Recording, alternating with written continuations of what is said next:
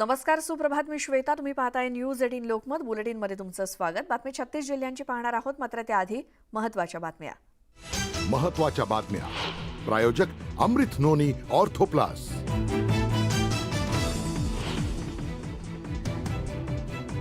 मुख्यमंत्री एकनाथ शिंदे श्रीनगर दौऱ्यावर. कुपवाडमध्ये छत्रपती शिवरायांच्या पुतळ्या अनावरण कार्यक्रमाला लावणार हजेरी.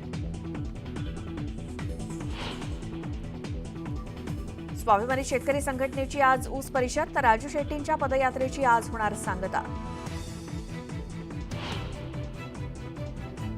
मराठा आरक्षणाबाबत सरकारचं महत्त्वपूर्ण पाऊल. सरकारचं शिष्टमंडळ जरांगे पाटील यांची भेट घेणार. भाजपचं हिंदुत्व आम्हाला मान्य नाही. त्यांनी हिंदुत्वाचं पेटंट घेतलेलं नाही. उद्धव ठाकरेंचा पुन्हा एकदा भाजपवरती हल्लाबोल. दापोलीतील वादग्रस्त साई रिसॉर्ट तोडणार. खेड जिल्हा सत्र न्यायालयाचे आदेश. किरीट सोमय्या यांची ट्विट करून माहिती.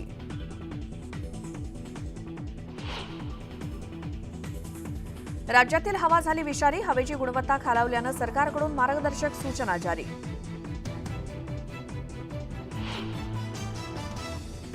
विकास कामांपेक्षा जीव महत्वाचा. बांधकामं थांबवा. प्रदूषणावरती हायकोर्टानं फटकारलं. पालिकेला 4 दिवसांचं अल्टिमेटम.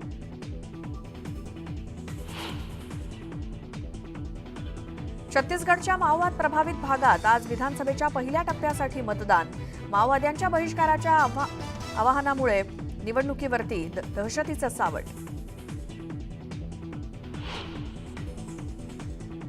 देशभरात धार्मिक पर्यटनात यंदा दुपटीनं वाढ. दिवाळीच्या सुट्टीमध्ये फिरण्यासाठी तरुणाईची पसंती.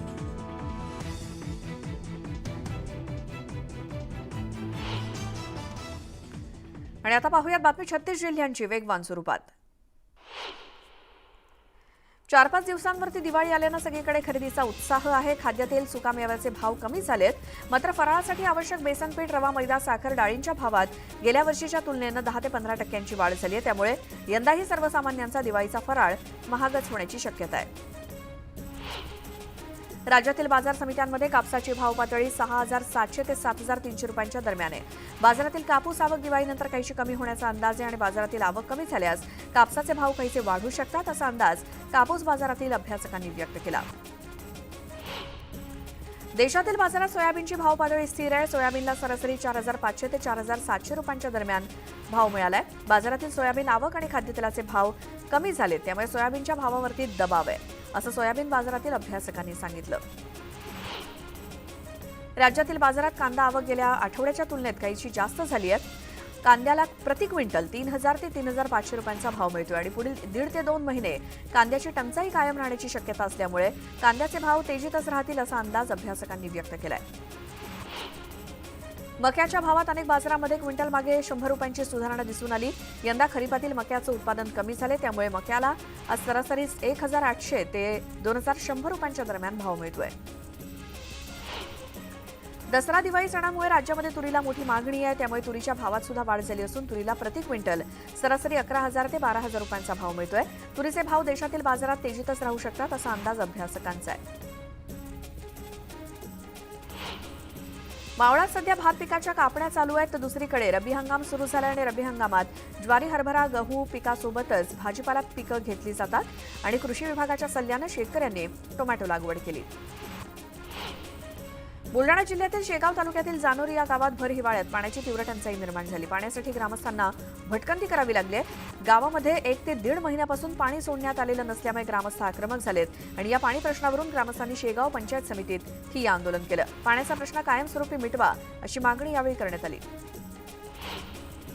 दिवाळीमध्ये छत्रपती संभाजीनगर शहराचा पाणीपुरवठा विस्कळीत होऊ नये यासाठी पालिकेच्या पाणीपुरवठा विभागानं प्रयत्न सुरू केलेत. सध्या दररोज शहरामध्ये 122 MLD पाणी येतंय. जायकवाडी धरणामध्ये पाणी उपसा करणाऱ्या पंपाचं काम हाती घेतल्यामुळे शहरात पाणी येण्याचं प्रमाण कमी झालं होतं, मात्र मागील काही दिवसांच्या तुलनेत पाणी येण्याचं प्रमाण समाधानकारक आहे. धाराशिव लोकसभा मतदारसंघातील सर्वच तालुक्यामध्ये यंदा अत्यल्प पाऊस झालेला आहे, मात्र फक्त 4 तालुक्यात सरकारनं दुष्काळ जाहीर केला असून उर्वरित सर्व तालुक्यात दुष्काळ जाहीर करण्याची मागणी खासदार ओमराजे निंबाळकर यांनी केली. त्यासाठी त्यांनी मंत्री अनिल पाटील यांना पत्र देखील पाठवलंय. धाराशिवच्या जिल्हाधिकारी कार्यालयासमोर आरोग्य कर्मचाऱ्यांनी धरणं आंदोलन केलं. समान काम समान वेतन असा नारा यावेळी आंदोलकांनी दिला. राज्य सरकारनं प्रश्न लवकरात लवकर निकाली काढावा, अन्यथा काम बंद करण्याचा इशारा कर्मचाऱ्यांनी दिला. पिंपरी येथे सिटी वन मॉलजवळ एका इलेक्ट्रिक कारला आग लागल्याची घटना घडली. अग्निशमन दलाच्या जवानांनी आगीवरती नियंत्रण मिळवलं. दरम्यान यामध्ये कोणतीही जीवितहानी झालेली नाही. छत्तीसगडच्या माओवाद प्रभावित भागामध्ये आज विधानसभेच्या पहिल्या टप्प्याचं मतदान होत आहे. माओवाद्यांनी मतदानावरती बहिष्कार टाकल्यामुळे निवडणुकीवरती दहशतीचं सावट आहे. त्यामुळे 1 लाख जवान तिथे तैनात करण्यात आले आहेत आणि निवडणुकीची प्रक्रिया सुरक्षित पार पाडण्याची जबाबदारी या जवानांवरती आहे. दापोलीतील वादग्रस्त साई रिसॉर्ट पाडण्याचे आदेश खेडच्या जिल्हा सत्र न्यायालयानं दिले. साई रिसॉर्टची मालकी शिवसेना ठाकरे गटाचे नेते अनिल परब यांच्याकडे असल्याचा आरोप भाजपचे नेते किरीट सोमय्या यांनी केला आणि तसंच हे रिसॉर्ट CRZचं उल्लंघन करून बांधण्यात आलं असल्याचा दावा करत ईडीनं त्यावरती जप्तीची कारवाई केली. जम्मू काश्मीरमधील कुपवाडा इथे छत्रपती शिवाजी महाराजांचा अश्वारूढ पुतळा स्थापित करण्यात आला. मुख्यमंत्री एकनाथ शिंदे यांच्या हस्ते या पुतळ्याचं आज अनावरण होणार आहे. छत्रपती शिवाजी महाराजांच्या राज्याभिषेकाला यावर्षी 350 वर्ष पूर्ण झाली आहेत आणि याच वर्षात छत्रपती शिवाजी महाराजांचा अश्वारूढ पुतळा भारत पाक सीमेवरती उभारण्यात आलाय. स्वाभिमानी शेतकरी संघटनेची 22वी ऊस परिषद आज जयसिंगपूर इथल्या विक्रमसिंह मैदानावरती होणार आहे. यात आंदोलनाची दिशा निश्चित केली जाणार असून राजू शेट्टी यांनी कोल्हापूर आणि सांगलीतील कारखान्यांना आक्रोश पदयात्रेच्या माध्यमातून निवेदन देऊन शेतकऱ्यांची देणी देण्याबाबत आवाहन केलं. सरकारचं शिष्टमंडळ आज पुन्हा मनोज जरांगे पाटील यांची भेट घेणार आहे. छत्रपती संभाजीनगरातल्या गॅलेक्सी रुग्णालयात मनोज जरांगे यांच्यावरती उपचार सुरू आहे. त्यामुळे सरकारचं शिष्टमंडळ याच रुग्णालयामध्ये जाऊन जरांगेंची भेट घेणार आहे. यावेळी मराठा आरक्षणाची डेडलाईन कोणती याबाबत शिष्टमंडळ चर्चा करणार असल्याचं सांगितलं जात आहे. बुलडाणा जिल्ह्यातील स्त्री रुग्णालयामध्ये 6 महिन्यांच्या गर्भवती महिलेला गर्भपात केल्याचा धक्कादायक प्रकार उघडकीस आलाय. महिलेच्या नातेवाईकांनी जिल्हा शल्य चिकित्सकांकडे याबाबत तक्रार दाखल करत बेजबाबदारपणे वागणाऱ्या महिला आरोग्य कर्मचारी आणि अधिकाऱ्यांवरती कारवाईची मागणी केली.